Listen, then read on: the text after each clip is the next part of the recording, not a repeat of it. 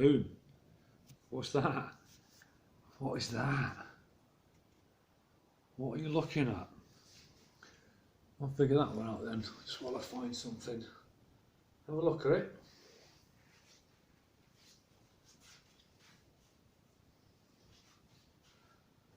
Right, that's from BBC. They were filming a race meeting. They were at a race meeting, I think about a week ago, and it was live on TV. One of my subscribers was watching it, and they took a picture of this. The camera panned around to this, or they were taking a picture of a fox or something. That was right. There's a wild animal, and the camera panned around to it, and it was a fox. But they caught this, and a purple moon in front of the sun, or near it, or whatever. Now the flash you see on the screen here is my mate took a photograph of it off his computer, because I tried to open the file and it wouldn't let me because I'm on a mobile phone, because you've got to use your computer. So I'll get him to leave it in a link, and there's actually a video of it. And I think the commentator said, "Oh, what's that?" And then the woman said, "Oh, I don't know, it's making me feel uncomfortable," or something like that. And then they cut.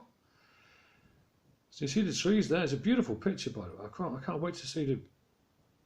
If anyone can get that image to me, I'd appreciate it.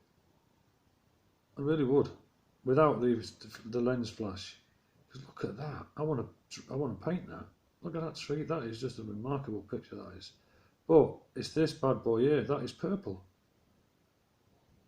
And look at the relative size to the sun. Look at that, guys. That's a real catch, that is. My friend emailed the BBC. I said, "Oh, any chance I can get that image?" And they did.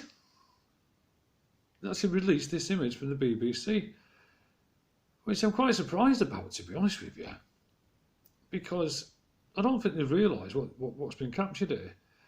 And Eric Briggsy, the mad catfish, oh fucking hell, he's going to love it. I'll get it to you, Eric, all right? I will get this image to you. And it's actually a little, I think it's a video that has been sent.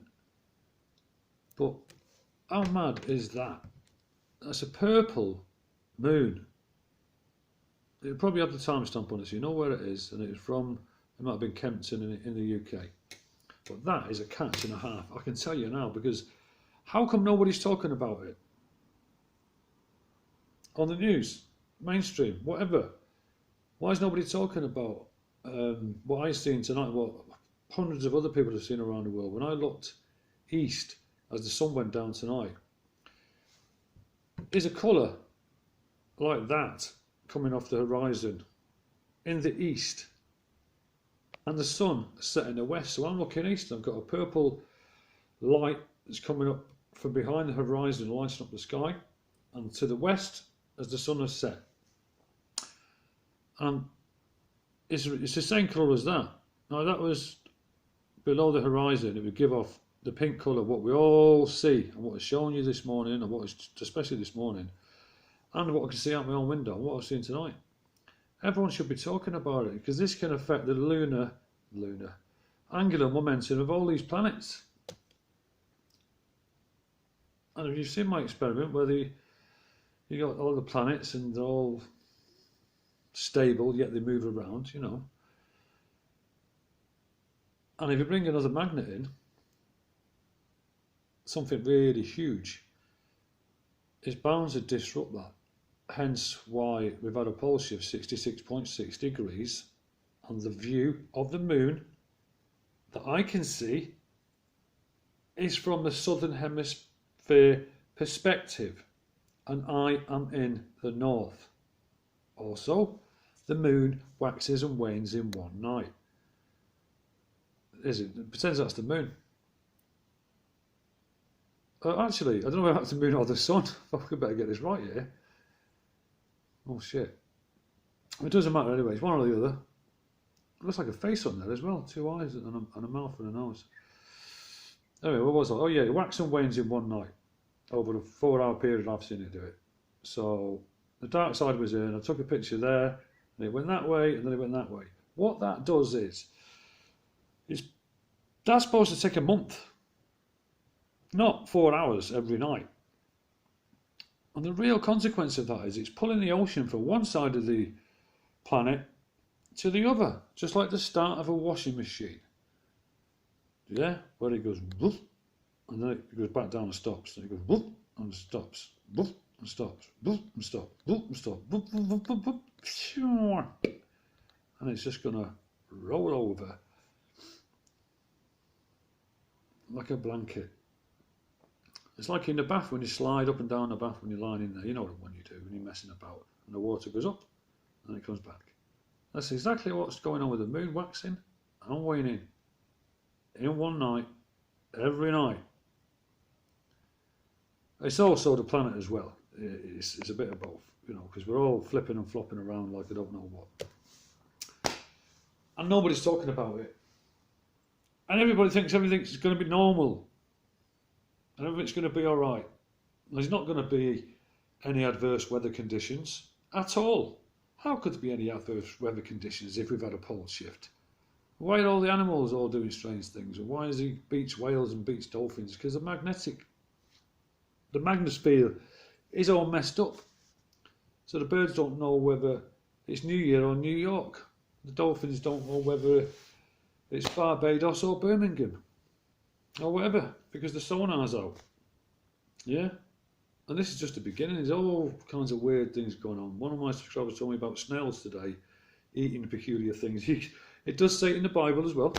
I've read in the Bible that during the end times, or when we're going to be born again and everything's going to be great, you will see strange plants that are grown and strange animals.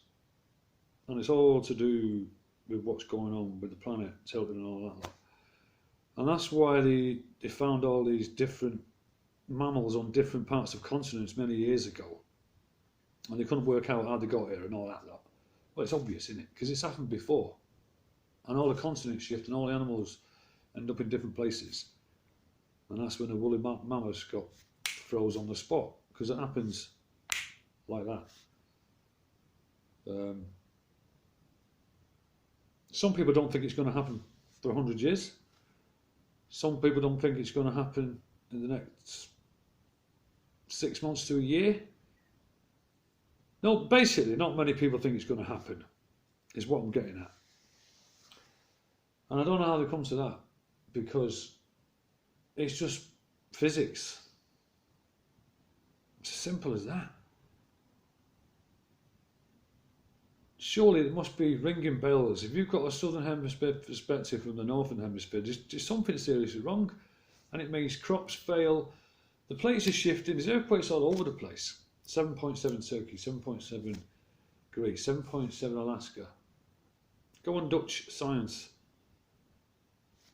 Here's the expert on earthquakes. Not just him, I've looked on loads of places.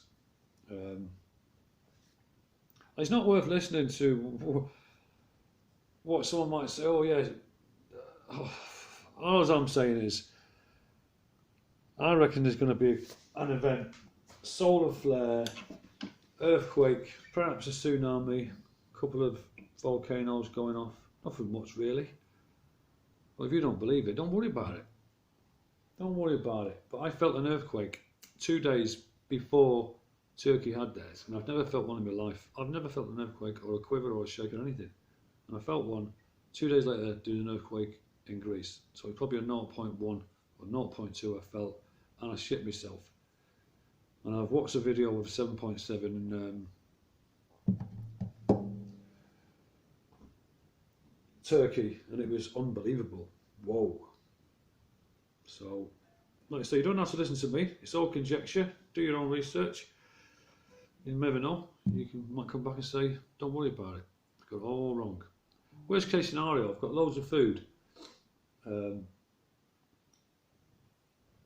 I won't have to buy any for ages if it doesn't happen.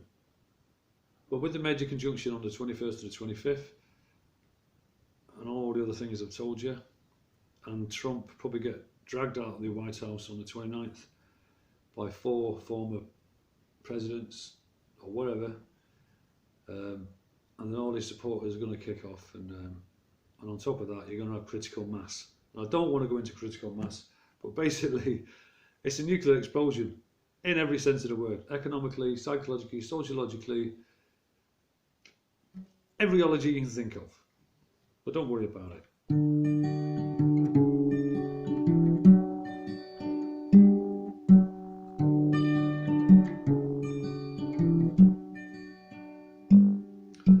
Early morning yesterday, I was up before the dawn, but I'm really have things my own way to keep me moving on. Like a ship without an anchor, a slave without a chain. Early morning lover, so the sun is in. I will go on shining like brand new. I never look behind me, my troubles will be few.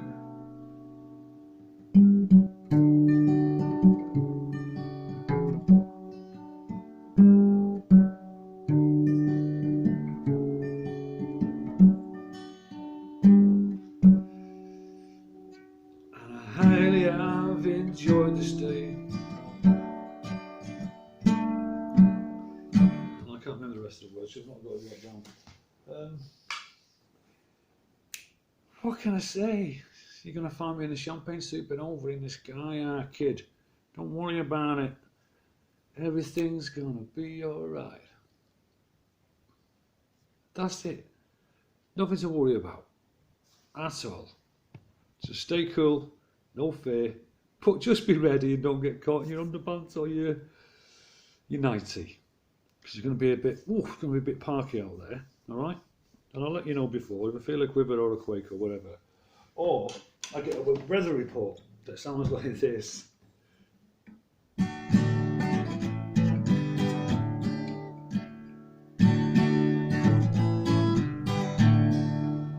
I hear a hurricane coming. I hear the rivers overflowing. Don't go out tonight, it's bound to take your life. There's a bad moon on the rise. There's a purple moon on the rise.